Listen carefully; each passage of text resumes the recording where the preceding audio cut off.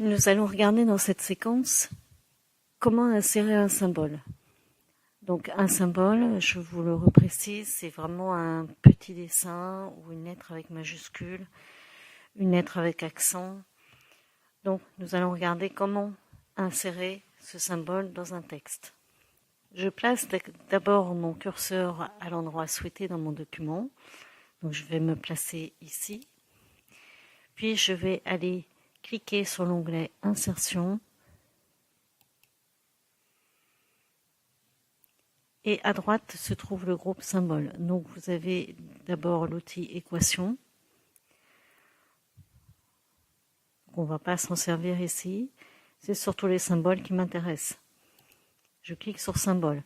Apparaît une petite table. Dans cette petite table, ce sont les derniers symboles que vous avez utilisés et que moi j'ai utilisés.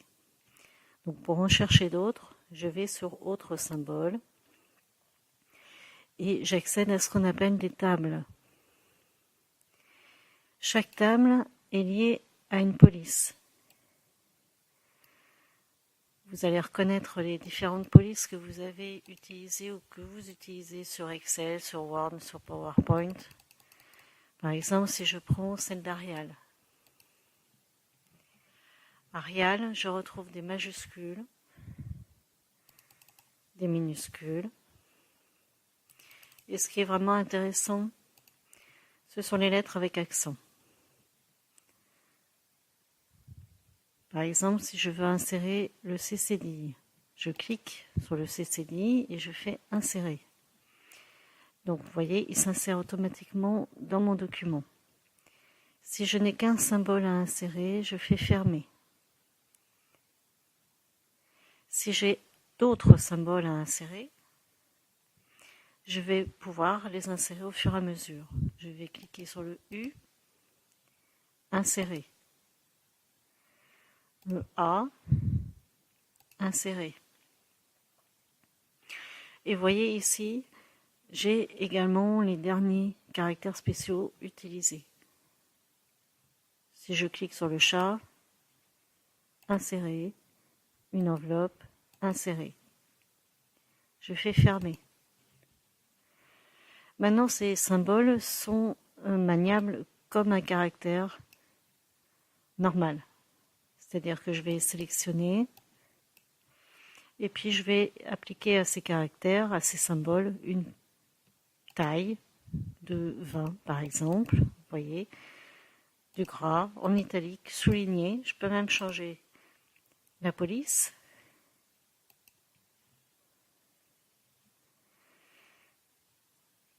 Donc ces symboles sont très maniables. Maintenant, je vais aller chercher d'autres symboles. Je retourne sur l'onglet Insertion, Symboles, Autres symboles. Et vous voyez, je retrouve les derniers caractères que je viens d'utiliser ici. Donc, Autres symboles. Et tout à la fin de la liste, j'ai ce qu'on appelle les Windings. Windings 2, Windings 3. Donc là, vous avez plutôt des petits dessins ou des flèches.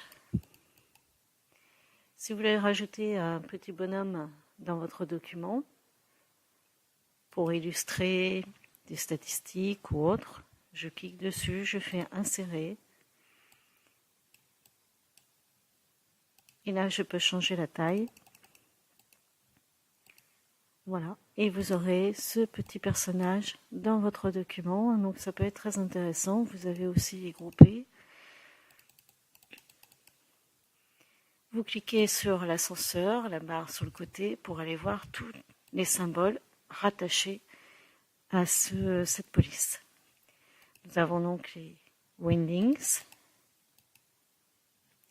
Donc là, ce sont plus particulièrement un choix de flèches.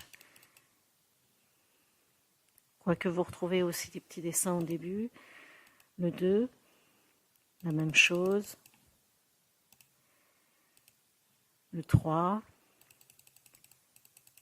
Voilà.